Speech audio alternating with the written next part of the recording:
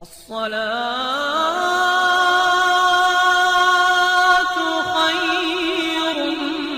من النوم۔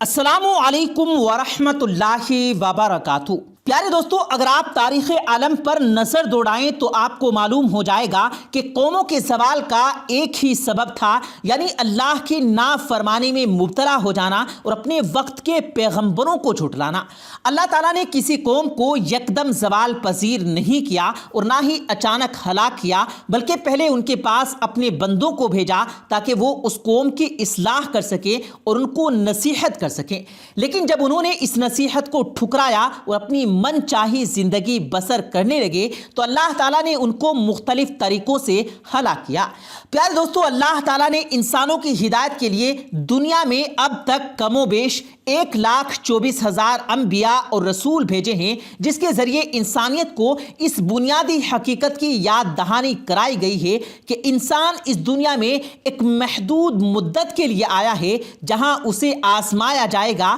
اور اس دنیا کے بعد ایک اور دنیا ہے جس میں انہیں ہمیشہ قیام کرنا ہے۔ روز قیامت اس دنیا کی سزا اور جزا کے فیصلے کا دن ہے۔ قیامت کے دن ہر ذی روح کو اللہ کے حضور پیش ہونا پڑے گا اور دنیا میں ان کے جو اعمال تھے، چاہے وہ اچھے ہوں یا برے، اس کے مطابق اس کے مستقبل کا فیصلہ ہوگا۔ قرآن پاک میں سورہ ملک میں اس بات کو اس طرح بیان کیا گیا ہے کہ جس نے موت اور زندگی کو اس لیے پیدا کیا تاکہ تمہیں آزمائے کہ تم میں اچھے کام کون کرتا ہے، اور وہ غالب اور بخشنے والا ہے۔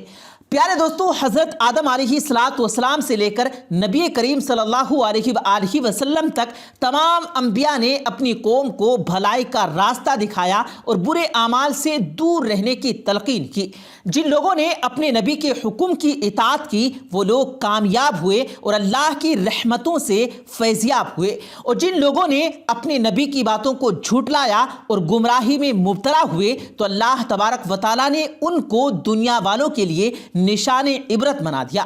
پیارے دوستو، قوم نوح اللہ کے سوا یہوشوا اور یہ یسر نامی بتوں کو پوجتے تھے، تو اللہ تبارک و تعالیٰ نے ان کی ہدایت کے لیے حضرت نوح علیہ السلام کو ان کی طرف بھیجا، اور حضرت نوح علیہ السلام مسلسل انہیں دین کی طرف تبلیغ دیتے رہے اور وہ باز نہ آئے اور عبادت میں شرک کرنے لگے۔ ایک دن وہ حضرت نوح علیہ السلام سے کہنے لگے کہ اے نوح، اگر تم سچے ہو، جس عذاب سے تم ڈراتے ہو تو وہ ہم پر نازل کر دو، جس کا ذکر پیارے دوستو رب تعالیٰ نے قرآن مجید میں یوں فرمایا۔ قوم کے لوگوں نے کہا، اے نوح، تو نے ہم سے بحث کر لی اور خوب بحث کر لی، اب تو جس چیز سے ہمیں دھمکا رہا ہے وہی ہمارے پاس لے آ، اگر تو سچوں میں سے ہے۔ سورہ ہود۔ تو دوستو، اللہ تعالیٰ نے ان پر بارش اور طوفان کے ذریعے انہیں ہمیشہ کے لیے نشان عبرت بنا دیا، تو اللہ تعالیٰ نے ان پر زوروں کی بارش برسائی کہ سمندروں میں طغیانی آ گئی اور اس میں وہ غرق ہو گئے۔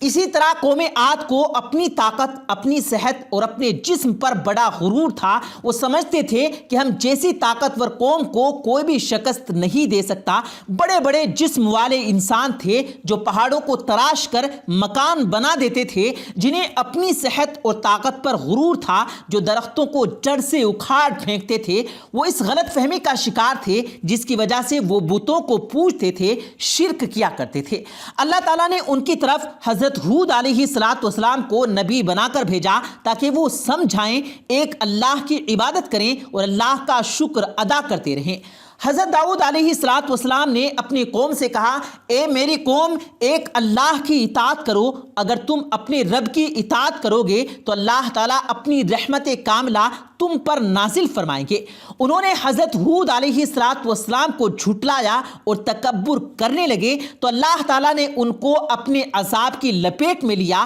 تو وہ تنکے کے مانند ہواؤں میں اڑنے لگے، اور اللہ تعالیٰ نے حضرت ہود علیہ السلام اور جو ان پر ایمان لائے تھے ان کے سوا قوم کے تمام لوگوں کو نشان عبرت بنا دیا۔ اسی طرح پیارے دوستو، قوم سبا بنی اسرائیل کی یہ قوم تھی جسے اللہ تعالیٰ نے اپنی بے شمار نعمتوں سے نوازا تھا، اور ان کی ہدایت کے لیے اللہ تعالیٰ نے اپنے برگزیدہ بندے بھیجے اور وہ انہیں تلقین کرتے رہے، پر وہ اللہ کی ان بے شمار نعمتوں کا شکر ادا کرنے کے بجائے ناشکری کرنے لگے تو اللہ نے ان پر اپنا عذاب نازل کیا۔ وہ باغات جس میں مختلف انواع و اقسام کی نعمتیں تھیں وہ جھاڑیوں میں تبدیل ہو گئی، جس کا ذکر رب ذوالجلال نے قرآن مجید میں یوں فرمایا، لیکن انہوں نے روح گردانی کی تو ہم نے ان پر زوروں کے سیلاب کا پانی بھیج دیا، اور ہم نے ان کے ہرے بھرے باغوں کے بدلے 2 ایسے باغ بنا دیے جو بد مزہ میووں والے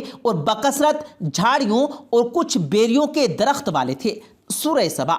پیارے دوستو، یہ سزا ان کو اللہ کی نعمتوں کی ناشکری کی وجہ سے ملی، جس کا ذکر رب ذوالجلال نے قرآن میں یوں فرمایا، ہم نے ان کی ناشکری کا بدلہ انہیں دیا، ہم ایسی سخت سزا بڑے بڑے ناشکروں کو وہی دیتے ہیں۔ سورہ سبا۔ اسی طرح پیارے دوستو، اہل مدین کاروباری معاملات کے ناپ تول میں کمی کیا کرتے تھے، اچھا مال دکھا کر دوسرا مال دیتے تھے، اور کاروباری معاملات میں چوری کیا کرتے تھے، اور زمین میں فساد پھیلاتے تھے، اور عبادات میں شرک کیا کرتے تھے۔ تو ان کی ہدایت کے لیے اللہ تعالیٰ نے حضرت شعیب علیہ السلام کو بھیجا۔ حضرت شعیب علیہ السلام نے انہیں ایک اللہ کی بندگی کی دعوت دی، اور انہیں ناپ تول میں کمی کرنے سے منع فرمایا، اور معاملات میں مابین انصاف کرنے کا حکم دیا، جس کا ذکر اللہ تعالیٰ نے قرآن مجید میں یوں فرمایا، اے میری قوم، ناپ تول انصاف کے ساتھ پوری کرو، لوگوں کو ان کی چیزیں کم نہ دو،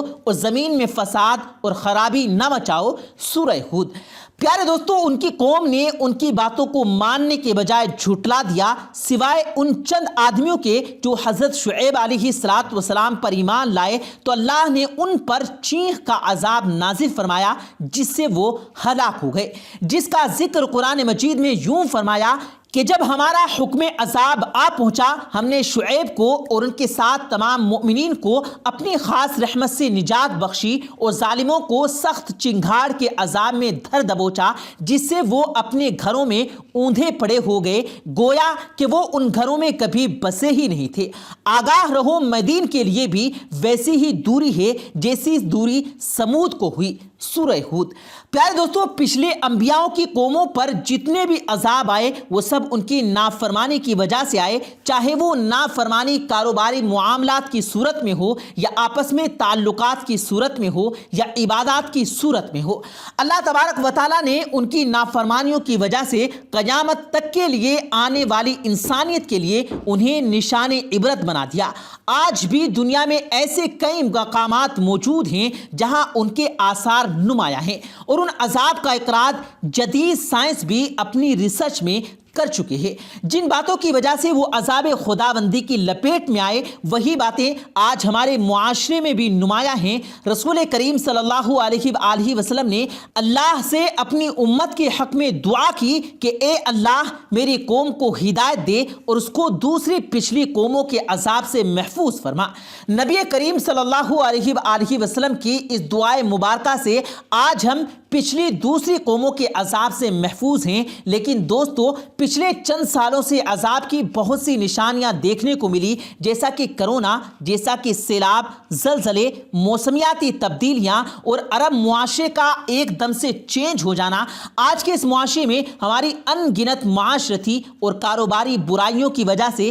مہنگائی کا بڑھنا، قتل و غارت کا پھیلنا، جھوٹ، غیبت، چوری، مکاری، بے حیائی اور خود غرضی کا پھیلنا، یہ سب قرآن اور اس کے احکام سے دوری کی وجہ سے ہے۔ پیارے دوستو، آج ہم نے قرآن مجید کے احکام پر عمل کرنا چھوڑ دیا، اور جناب سرور کونین صلی اللہ علیہ وآلہ وسلم کے فرمان مبارک کے دامن سے ہم دور ہو گئے ہیں۔ ایک وقت تھا جب مسلم قوم معاشرتی اور کاروباری معاملات میں قرآن و سنت کی روشنی میں عمل پیرا تھی اور خوشحال زندگی گزار رہی تھی، اور غیر مسلم قوم ان کی اس خوشحال زندگی پر رشک کیا کرتے تھے، اور مسلمانوں کی تہذیب و تمدن پر فخر کیا کرتے تھے۔ اگر آج ہم قرآن و سنت کے مطابق اپنی زندگی گزاریں اور نبی اور آل نبی صلی اللہ علیہ وآلہ وسلم کی زندگی کو اپنے لیے مشعل راہ بنائیں، تو انشاءاللہ تعالیٰ یہ مسلم قوم پھر سے خوشحال زندگی کے موڑ پر ہوگی اور عذاب الہی سے بھی محفوظ رہے گی۔ اللہ تبارک و تعالیٰ سے دعا ہے کہ اللہ تبارک و تعالیٰ ہمیں دین کی صحیح سمجھ عطا فرمائے اور ہم سب کو راہ مستقیم پر چلنے کی توفیق بھی دے۔ آمین ثم آمین۔